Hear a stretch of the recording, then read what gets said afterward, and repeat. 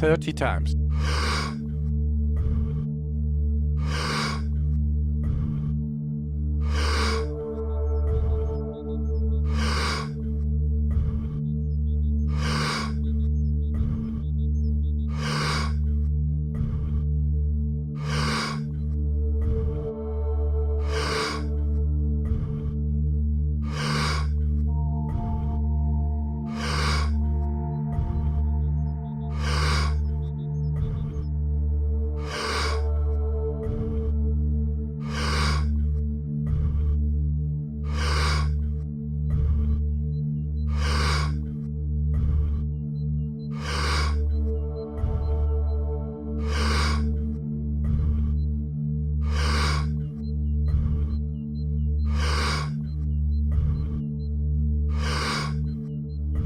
Ten times more.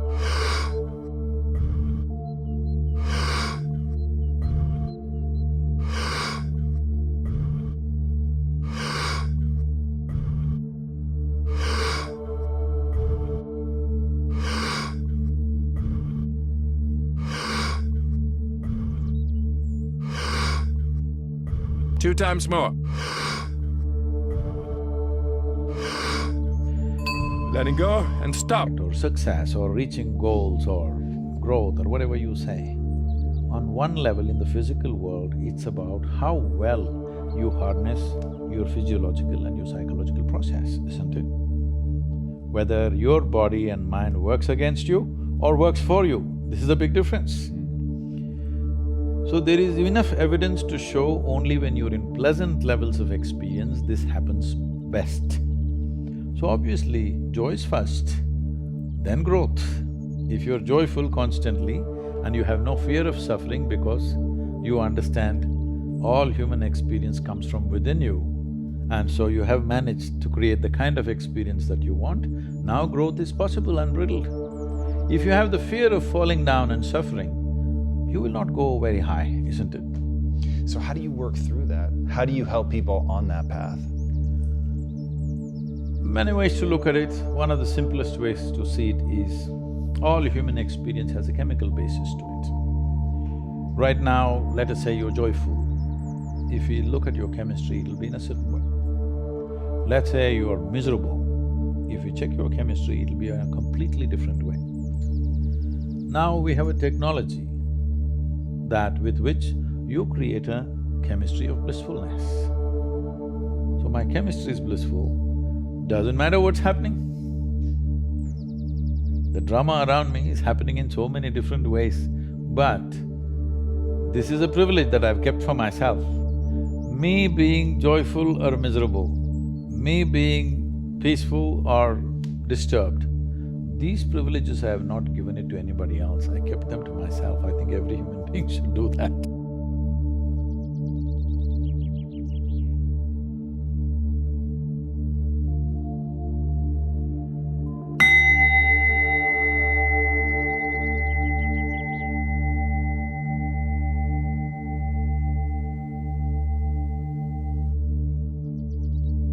30 times.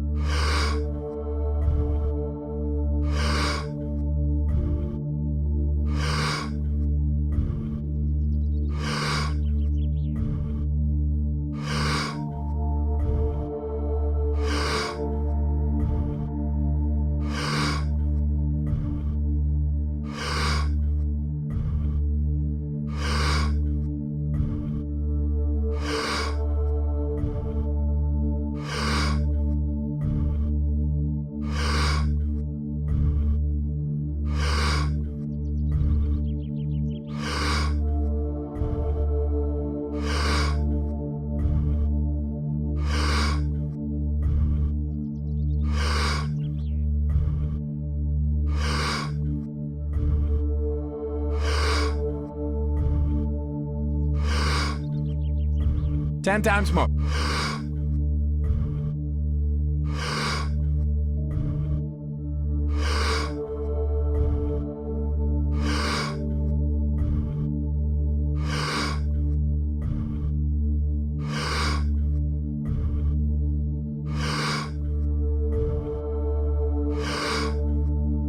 Two times more.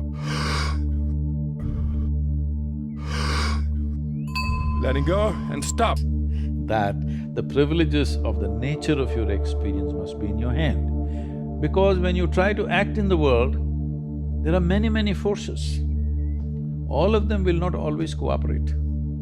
Sometimes they cooperate, many times they will not cooperate, many times they'll turn against you. This is the nature of the world, that's how it should be. World will never happen 100% your way, and I'm glad it is so, because if it all happened your way, where do I go? I'm glad it's not happening your way. Little bit my way, little bit your way, little bit somebody else's way. That's how the world should be. It's very interesting. Is there a way to avoid falling into those traps? Like, I know that you've taken some very different approaches, at least from an American set of eyes, to raising your daughter and not wanting to put a lot of teachings on her. Is that to avoid dogma? Is it to avoid closing doors because you think you know something? Like, how do we, if we were gonna have kids and raise them in a way that stopped them from falling into some of these traps, what would we do? How many parents would dare and encourage their children not to be identified with parents, not to be identified with the religion that they follow, not to be identified with their racial and national and other prejudices that they hold? They all think these things are sacred, isn't it? Yes. These are the things which destroy human potential.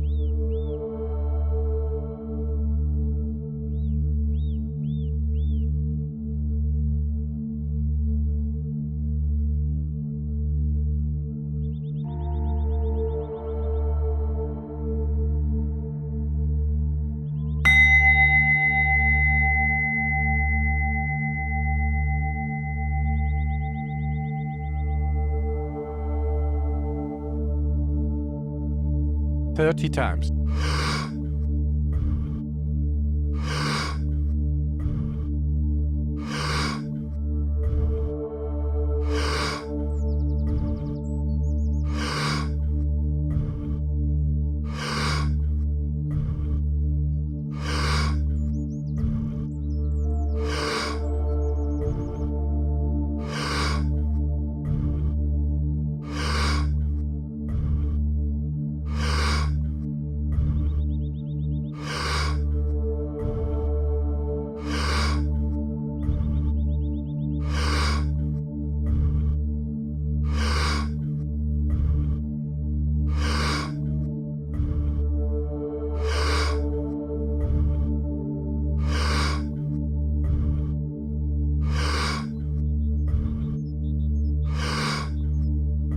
Ten times more.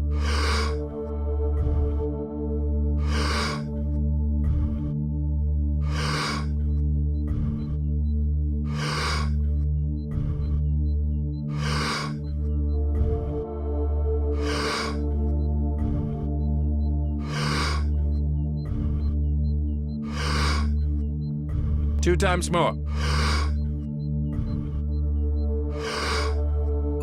Letting go and stop. Whether you want to turn a human being… See, I see this term and it really hurts me when people say… It's very common, only in America I hear this, I was raised as whatever, Catholic or Baptist or Christian or Muslim or whatever else.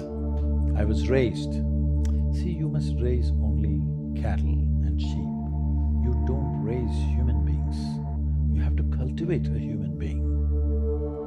You have to give space and give support of love and support so that a human being grows, because every human being is capable of a unique possibility. Raising means what? A flock is what you raise. You don't raise an individual, isn't it? For this, we need to come to a certain level of maturity within ourselves. The most fundamental thing is, our children need not look like us, need not think like us, need not act like us, need not be us in any way. A child is not a legacy, it's a life. And it's an individual life. It has to be what it has to be. Well, If I do not influence, right now the fear is if I do not influence, somebody on the street will influence the child, on the social media they'll influence the child. So to cultivate a child so that they know that the intrinsic intelligence and being human is more important than being influenced by this or that, it doesn't matter what it is. Whether it's parentage, or it's a priest, or it's a guru, or it's a pandit, it doesn't matter who. Influence is not important. What is important is the intrinsic intelligence finding its full potential.